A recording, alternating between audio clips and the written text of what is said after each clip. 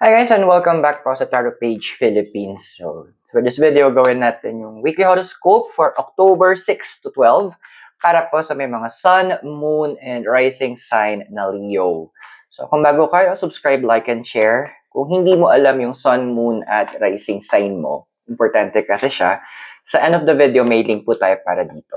Readings are for guidance purposes, so use your free will wisely. And for, kung gusto nyo magkaroon ng access sa ating extended readings, click mo lang po yung join button sa baba.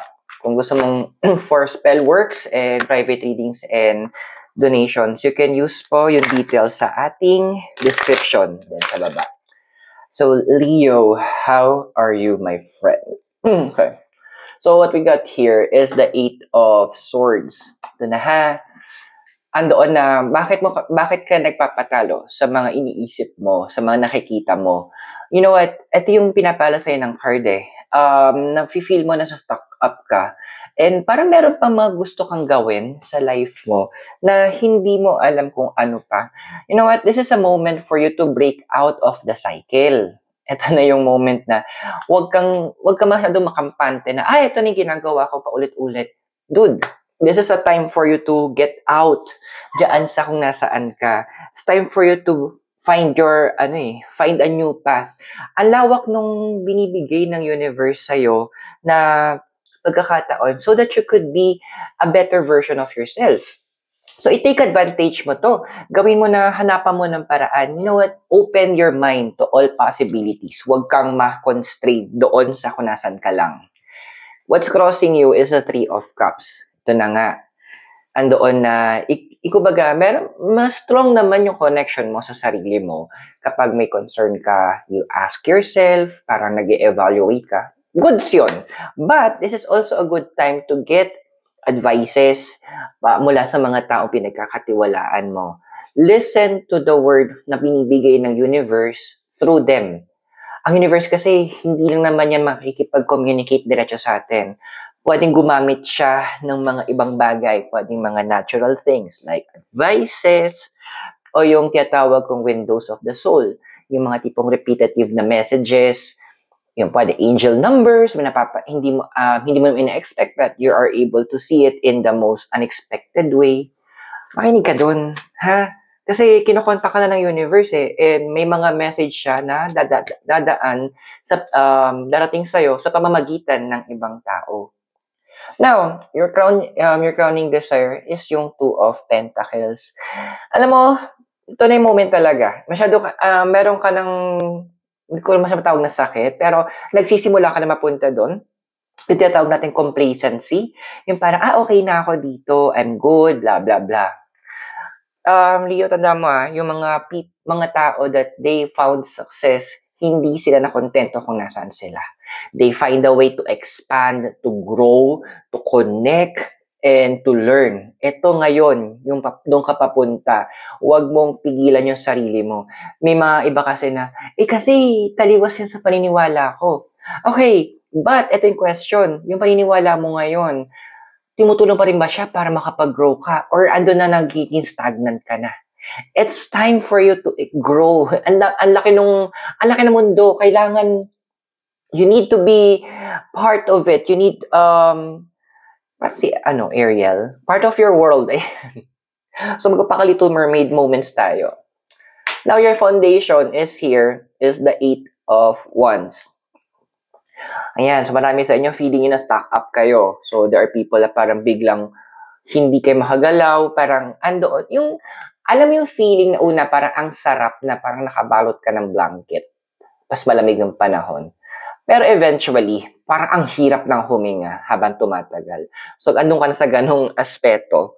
So, andoon na, it's a breakaway na. Pero bago ka mag-breakaway, assess mo muna, ano ba yung mga bagay na, or tao, paniniwala na pinangahawakan ko that needs to be removed, kailangan na ma-upgrade, kailangan na madagdagan, or kailangan ma-correct, di ba?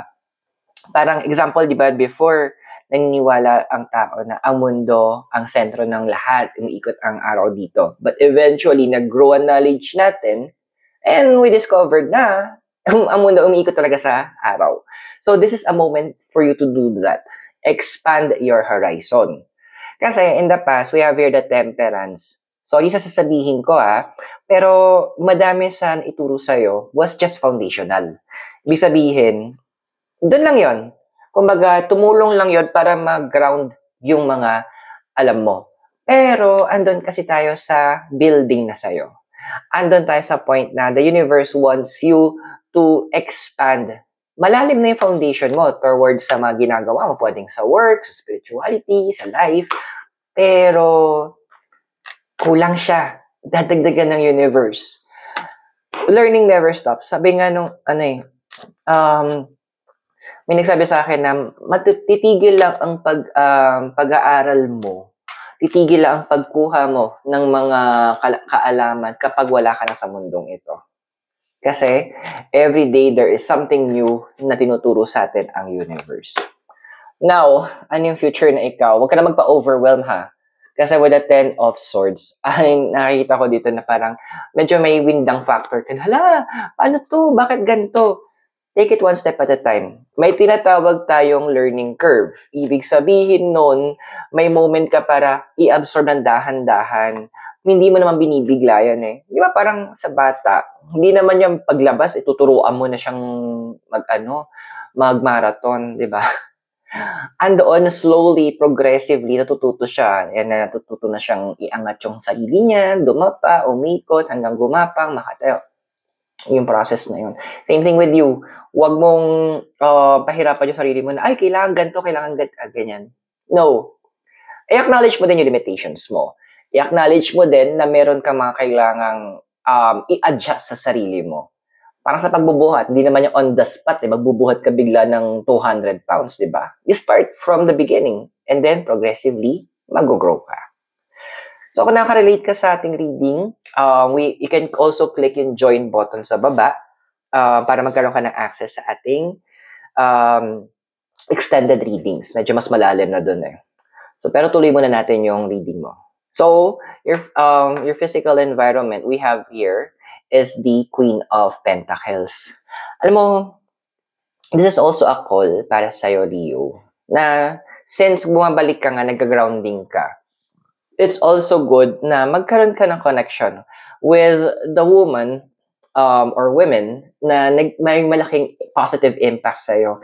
Iba sa inyo kasi, nakakaranas kayo na parang, gusto kong kontakin si ganito, si mother ko, si tita ko, si ate ko, si mamshi. Go! Hindi naman exactly babaeng literal to, Pwede siya parang tumayo siya na parang isang ina. Kasi minsan, may mga tao, di ba? Like yung tatay, may mga tatay na naging ama at ina at the same time. Or may mga parang kuya tayo, or tito na andoon na nararamdaman mo yung pagmamahal ng isang ina.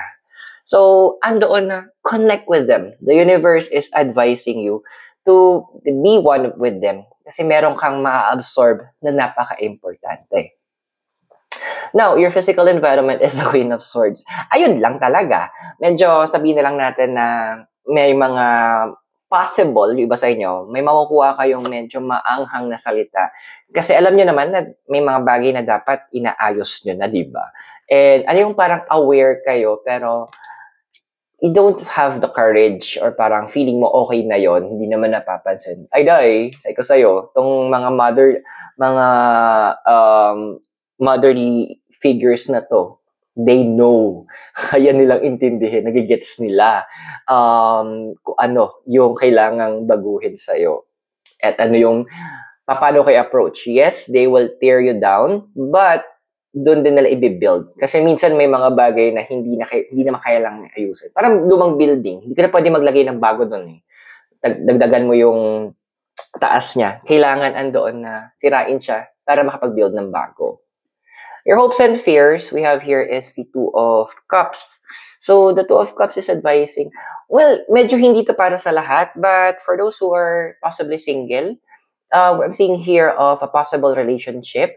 And hindi lang to basta yung jowa, pwedeng it's also a mentorship, it's also someone who will teach you, or as also a partnership, pwedeng business. But for those who are in a relationship, a lot of you guys are seeking na medyo iangat nyo na yung connection na to. pwedeng you're talking about marriage or andoon na sabihin natin a business proposal. So any form of relationship, I'm seeing here growth pagdating doon. And andoon na, wag ka nang patumpik-tumpik kung pwede, ha?